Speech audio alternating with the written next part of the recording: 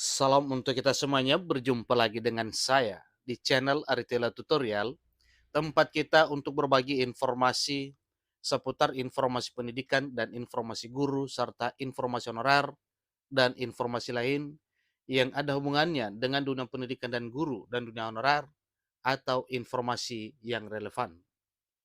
Pada pertemuan ini, saya menyapa seluruh Bapak Ibu honorer setanah air yang selalu setia melaksanakan tugas tanpa mengenal lelah dalam melaksanakan kegiatan pelayanan publik di instansi pemerintah pusat, demikian dengan instansi pemerintah daerah. Saya yakin bahwa Bapak Ibu honorer selalu semangat dan selalu dalam keadaan sehat walafiat. Pada pertemuan ini, ada satu hal penting yang perlu saya bagikan kepada seluruh Bapak Ibu honorer terkait dengan kebijakan pengangkatan untuk menuntaskan honorer menjadi P3K yang dibagi dua porsi, yaitu P3K full time dan P3K part time, atau P3K penuh waktu dan P3K paruh waktu.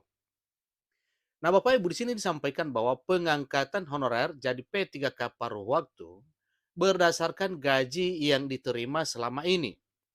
Begini kesepakatan pemerintah dan Dewan Perwakilan Rakyat Republik Indonesia. Nah, Bapak Ibu, ini wajib kita ketahui. Kira-kira bagaimana kesepakatan antara pemerintah dengan DPR RI? Bapak Ibu, mari kita simak informasi ini sampai selesai. Dan jangan lupa, bagi Bapak Ibu yang sedang menonton, demikian dan Bapak Ibu yang mungkin baru menemukan informasi melalui channel ini, dukung dengan cara like dan subscribe, share, dan komen, serta nyalakan tombol notifikasinya, supaya semua informasi yang disalurkan melalui channel ini selalu update di layar Bapak Ibu. Tanpa basa-basi lagi, langsung pada informasinya.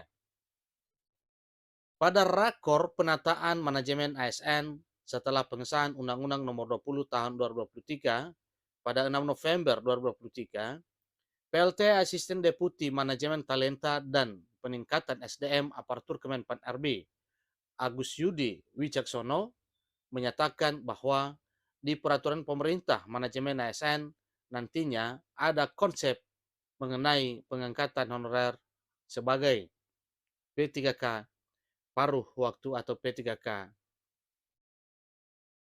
per time. Akan tetapi Yudi belum menjelaskan secara rinci tentang kriteria honorer yang akan diangkat menjadi P3K paruh waktu atau per time. Jadi ia hanya memberi kode bahwa besaran gaji honorer yang diterima selama ini bisa menjadi kriteria pengangkatan yang menyebutnya semacam kisi-kisi. Lebih lanjut, Yudi menyatakan bahwa ketika instansi baru bisa memberikan upah sebesar Rp600.000 misalnya, maka yang bersangkutan itu digolongkan kepada P3K yang bekerja secara paruh waktu atau per time. Honorer yang bisa diangkat menjadi P3K penuh waktu, yakni mereka yang gaji bulanannya sudah sesuai range gaji P3K yang akan diatur nantinya. Tentu itu adalah satu hal yang nantinya perlu kita ketahui. Pada sesi awal rapat kerja tersebut, Menpan RB Abdullah Azwar Anas menyampaikan satu penjelasan tentang alternatif metode pengangkatan honorer menjadi pegawai pemerintah dengan perjanjian kerja atau menjadi P3K. Tahapan tersebut diawali proses verifikasi dan validasi yang tentunya dilakukan oleh Badan Pengawas Keuangan dan Pembangunan BPKP dan BKN. Selanjutnya, untuk honorer yang dinyatakan lolos audit, maka langsung diangkat menjadi P3K paruh waktu. Ingat Bapak Ibu ya, untuk honorer yang dinyatakan lolos audit, maka langsung diangkat menjadi P3K di lain waktu.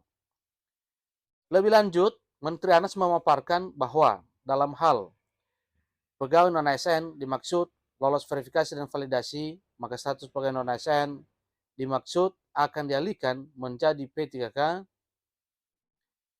yang akan bekerja secara penuh waktu. dalam arti sesuai dengan kemampuan lembaga sebagai salah satu metode yang dapat dipergunakan. Ia juga menyatakan bahwa honorer yang akan diangkat menjadi P3K penuh waktu tetap melalui tahapan seleksi dengan mendapatkan afirmasi-afirmasi dan prioritas sesuai dengan usulan lembaga pada formasi yang dibutuhkan. Terkait dengan hal ini, Wakil Ketua Komisi 2 DPR RI Junimar Girsang mengatakan bahwa sejatinya sudah ada kesepakatan pemerintah dan Dewan Perwakilan Rakyat Republik Indonesia atau DPR RI. Jadi kesepakatan tersebut yakni honorer yang bekerja minimal 5 tahun berturut-turut tanpa putus wajib diangkat P3K. Itu syarat yang pertamanya. Kemudian untuk syarat yang kedua, honorer tersebut sudah lolos audit yang dilakukan BPKP dan BKN.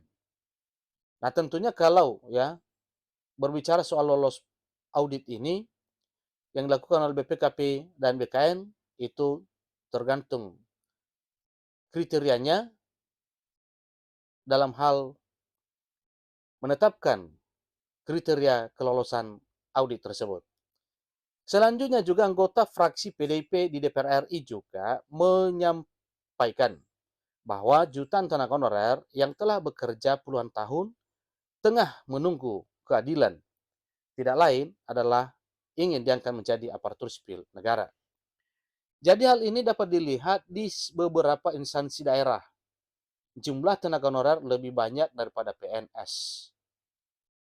Ia berpendapat bahwa apabila tenaga honorer yang sudah bekerja bertahun-tahun tersebut diberhentikan begitu saja, maka akan menimbulkan masalah baru yang lebih serius, yakni tingkat pengangguran akan semakin tinggi.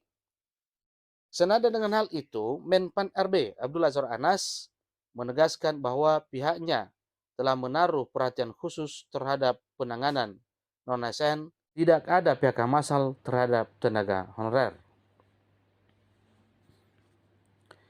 Salah satu komitmen pemerintah yang ini, keputusan Menteri Pan-RB nomor 648/2023, PHK jabatan fungsi. Kemudian, berdasarkan Kepmen tersebut, pemerintah akan memprioritaskan 2 kategori honorer untuk bisa langsung diangkat menjadi pegawai pemerintah dengan perjanjian kerja atau P3K. Adapun 2 kategori honorer yaitu ex-THK 2 dan non-ASN yang kelulusannya berdasarkan peringkat terbaik. Lebih lanjut, Anas menegaskan bahwa telah disiapkan kuota 80% untuk formasi khusus bagi. Berikut ini syarat yang harus dipenuhi honorer agar langsung diangkat jadi P3K. Satu hal yang harus dipatuhi oleh seluruh honorer, kiranya pengalaman di bidang yang relevan dengan jabatan fungsional yang dilamar. Yang kedua, khusus jabatan fungsional dosen yang telah pengalaman.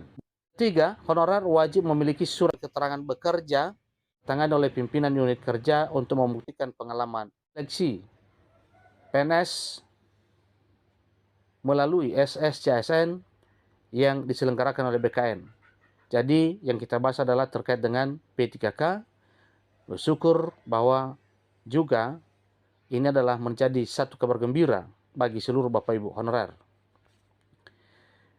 Yang terakhir, dinyatakan lulus bagi tahapan seleksi dan kompetensi sesuai ketetapan yang ada. Demikian informasinya, sampai ketemu pada informasinya. Terima kasih.